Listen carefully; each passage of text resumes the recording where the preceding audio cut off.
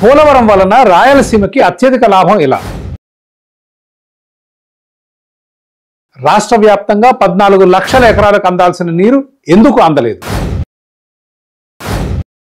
540 గ్రామాలలో సుమారుగా 25 లక్షల మందికి అందాల్సిన తాగునీరు ఎందుకు అందలేదు?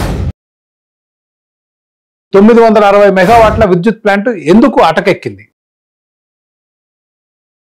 గత టీడీపీ ప్రభుత్వ హయాంలోనే 90% పూర్తయి 2019 సెప్టెంబర్కి లక్షల ఎకరాలకు నీళ్లు ఇవ్వాల్సిన ప్రాజెక్టు ఎందుకు ఆగింది?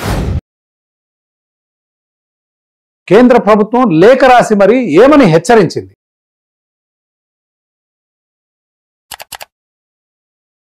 ఆంధ్రుల జీవనాడి పోలవరంకి ఏంటి ఈ శాపం?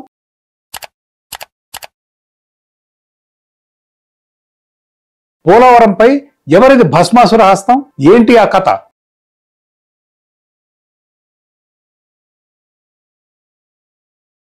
యాభై సంవత్సరాలుగా పెండింగ్ లో ఉన్న పోలవరం ప్రాజెక్టు చివరి దశకు చేరుకుంది. దాదాపు 90% పని పూర్తయి సెప్టెంబర్ 2019 కల్లా లక్షలాది రైతుల కలలు సాకారం అయ్యే దశలో జగన్మోహన్ రెడ్డి గారు ముఖ్యమంత్రి అయ్యారు. వెంటనే పోలవరం పనులు ఆపేశారు. ఉన్న కాంట్రాక్టర్ ని తీసేసి తన కుటుంబానికి సన్నిహితుడైన మేఘా కృష్ణారెడ్డికి కాంట్రాక్ట్ ఇచ్చారు. ఎందుకు ఇచ్చారు అనేది మీ ఊహకు వదిలేస్తాను.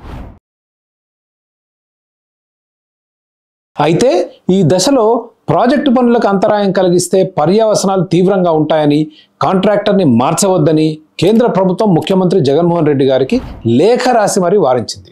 కానీ అది చెవిటోడు ముందు శంఖం ఊదినట్లయింది. మార్పు మూలంగా ప్రాజెక్టు ఆలస్యం అవడమే కాక ప్రజలకు అందాల్సిన వ్యవసాయ ఫలాలు ఆగిపోతాయని నిక్కచ్చిగా చెప్పింది.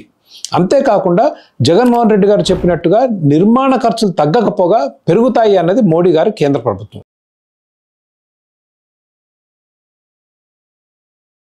జగన్మోహన్ రెడ్డి గారు కేంద్రం చేసిన హెచ్చరికలను పెడచెవిన పెట్టారు. కాంట్రాక్టర్ని మార్చి సంవత్సరంన్నర పాటు తాత్సరం చేశారు. ఇంకేముంది, ఈలోపు పుణ్యకాలం గడిచిపోయింది.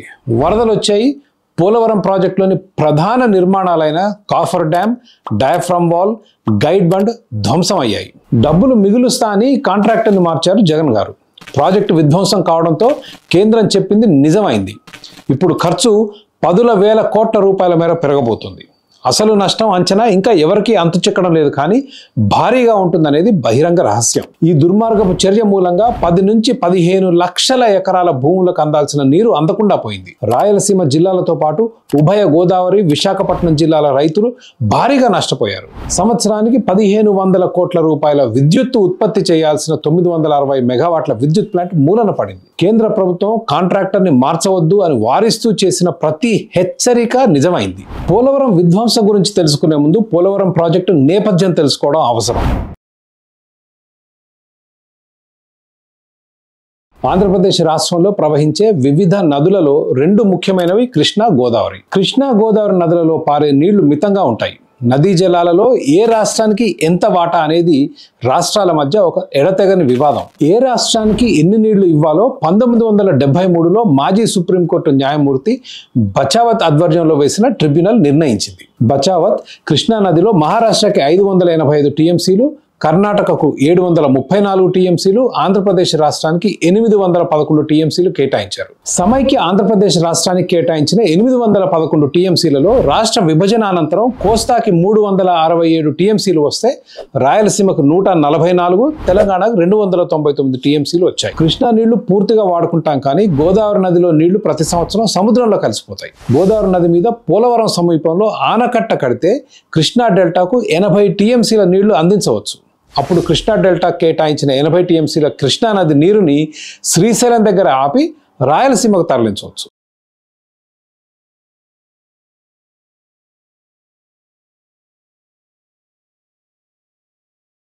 అంటే కోస్తా ప్రాంతంలో కట్టే పోలవరం మూలంగా అత్యధికంగా లాభం పొందేది నీళ్ల కొరకు అలమటించే రాయలసీమ. పోలవరం పూర్తయితే రాయలసీమకు అదనంగా 6 నుంచి 9 లక్షల ఎకరాలకు సాగునీళ్లు అందుతాయి. దానితో పాటు ఉమ్మడి గోదావరి జిల్లాలకు 5 లక్షల ఎకరాలకు సాగునీరు, విశాఖపట్నం జిల్లాకు 1,50,000 ఎకరాలకు సాగునీరుతో పాటు త్రాగునీరు, పరిశ్రమలకు నీరు కూడా అందుతుంది. దీనికి తోడు నది పారే సీజన్లో 900 మెగావాట్ల విద్యుత్తు కూడా పోలవరం దగ్గర ఉత్పత్తి చేయవచ్చు. దాదాపు పూర్తయిన పోలవరం డ్యాం నిర్మాణం జగన్మోహన్ రెడ్డి గారు ముఖ్యమంత్రి కాగానే అర్ధాంతరంగా ఆపేశారు. ఆ తర్వాత వచ్చిన వరదల్లో coffer dam, diaphragm wall, guide bund వంటి నిర్మాణాలు ధ్వంసం అయ్యాయి. పోలవరం కళలు కలలు రాత్రికి రాత్రి కుప్పకూలాయి. పోలవరం ప్రాజెక్టులోని ముఖ్య భాగాలు ఏంటో ఒకసారి అర్థం చేసుకుంటే జరిగిన నష్టం మీద మనకు అవగాహన వస్తుంది.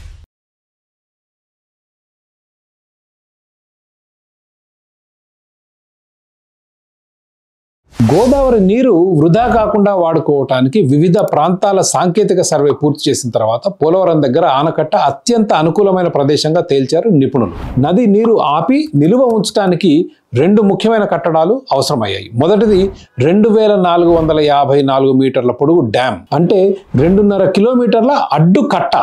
రెండవది 1118 మీటర్ల స్పిల్వే, అంటే కిలోమీటర్ పొడవు నీళ్లు పోయే మార్గం.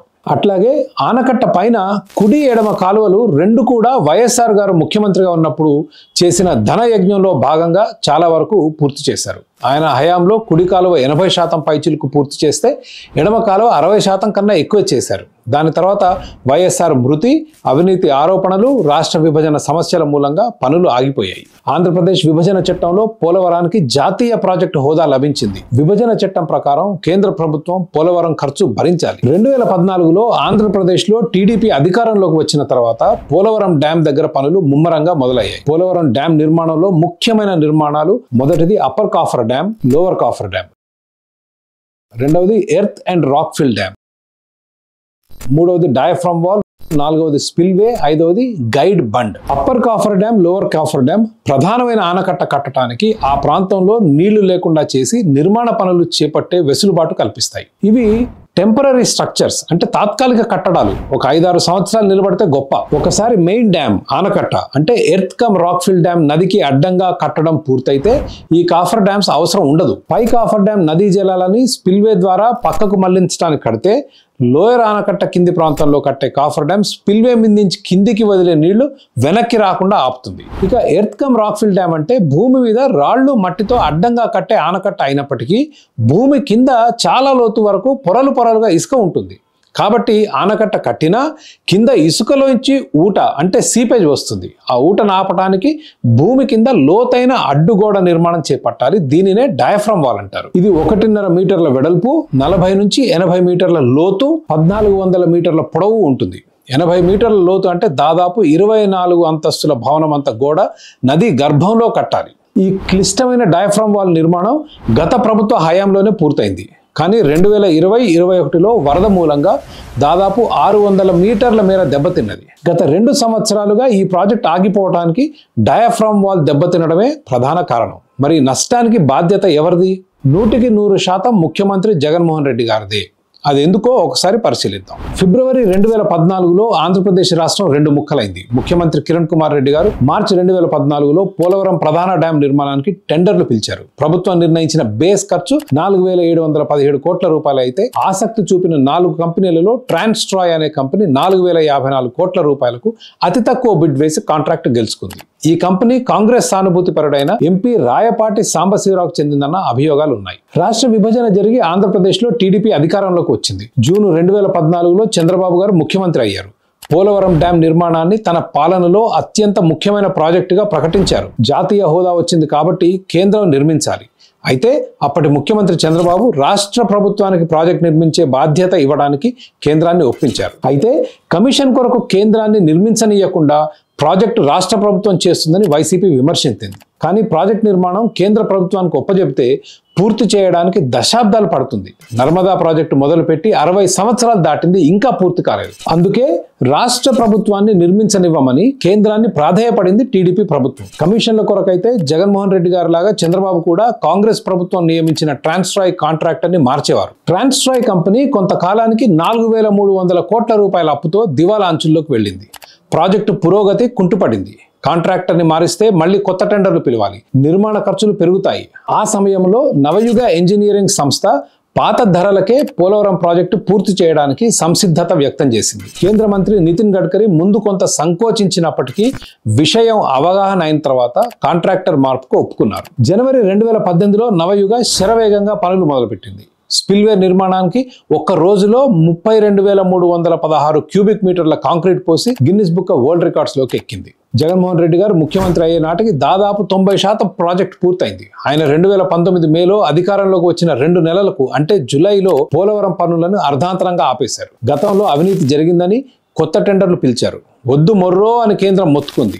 అక్కడ నుంచి కథ మీకు తెలిసిందే. కాఫర్ డ్యామ్ మూలంగా ముంపుకి గురయ్యే దేవీపట్నం గ్రామం, దాని చుట్టుపక్క గూడాల నిర్వాసితులు ఖాళీ చేయకపోవడంతో ఆ గ్రామాలు మునగకుండా కాఫర్ డ్యామ్ మధ్య కొంచెం గ్యాప్ వదిలింది గత ప్రభుత్వం. దేవీపట్నం నిర్వాసితులకు ఇవ్వాల్సిన కొద్ది వందల కోట్ల పరిహారం చెల్లించి 2019 వర్షాకాలం వరదలు రాకముందే కాఫర్ డ్యామ్ మధ్య వదిలిన గ్యాప్లను ముయ్యాలి. అది అసలు ప్రణాళిక. గ్రామస్తులకు ఇవ్వాల్సిన కొద్దిపాటి పరిహారం ఇచ్చేస్తే ఆ పని పూర్తి చేస్తాము అని అధికారులు అంటే జగన్మోహన్ రెడ్డి గారు పట్టించుకోలేదు. ఆయన దృష్టంతా నవయుగ కాంట్రాక్టర్ ని ఇంటికి పంపి తన సన్నిహితులకు కాంట్రాక్ట్ ఇచ్చుకోవడం మీదే పెట్టారు. దాని మూలంగా 2019లో పూర్తి కావాల్సిన ప్రాజెక్టు ఆగిపోయింది. అయితే భగవంతుడు రెండో అవకాశం ఇచ్చాడు. 2020 ఎండాకాలంలో మరొక సువర్ణ అవకాశం వచ్చింది పోలవరం పూర్తి చేయడానికి. ఆ సంవత్సరం ఎండాకాలంలో కనీసం ఆ కాఫర్ డ్యాంలోని గ్యాప్లన్నా ముయ్యాల్సింది. అది చేయలేదు. క్షమార్హం కాని నిర్లక్ష్యం చేశారు. ఇంతలోనే వర్షాకాలం రానే వచ్చింది. వర్షంతో పాటు 25 సంవత్సరాలలో రాని వరద వచ్చింది. తాత్కాలిక కట్టడాలైన కాఫర్ డ్యాంలని అంతటి భారీ వరద తట్టుకునేట్లు నిర్మించలేదు కాబట్టి ధ్వంసం అయ్యాయి. వరద నీరు డయాఫ్రమ్ వాల్ మీదుగా పారి నదీ గర్భం కోసుకుపోయి భూగర్భంలో నిర్మించిన ఈ గోడ ధ్వంసం అయింది. దాంతోపాటు వరద నీళ్లు స్పిల్వే వైపు వెళ్లడం మూలంగా గైడ్ బండ్ కూడా ధ్వంసం అయింది. ఇంకేముంది, పోలవరం ప్రాజెక్టు గంగలో కలిసిపోయింది. 400 కోట్లతో కట్టిన డయాఫ్రామ్ వాల్ మరమ్మతుకే ఇప్పుడు 800 కోట్ల ఖర్చు అవుతుందని అంచనా. జగన్మోహన్ రెడ్డి గారు అధికారంలోకి వచ్చి చేసిన 4 సంవత్సరాల ఆలస్యం మూలంగా నిర్మాణ ఖర్చులు 10,000 కోట్ల రూపాయలలో పెరుగుతాయి. తన సన్నిహితుడికి పోలవరం కాంట్రాక్ట్ ఇవ్వాలన్న ఆతృతలో తీసుకున్న నిర్ణయం రాష్ట్రానికి, ప్రత్యేకంగా రైతులకు అపార నష్టం చేసింది. లక్షలాది ఎకరాలకు అందాల్సిన నీరు అందకుండా పోయింది. రాయలసీమకు వెళ్లాల్సిన సాగునీరు వెళ్లలేదు. విశాఖ పరిశ్రమలకు నీరు, ఆ నగర ప్రజలకు అందాల్సిన తాగునీరు ఆగిపోయాయి. ఇతర రాష్ట్రాల నుంచి విద్యుత్తు కొంటూ మన 960 మెగావాట్ల విద్యుత్ ప్లాంట్ ని అటకెక్కించుకున్నాం. పోలవరం కూడా ప్రజావేదిక, అమరావతిల లాగానే జగన్మోహన్ రెడ్డి గారి భస్మాసుర హస్తానికి బలైపోయింది.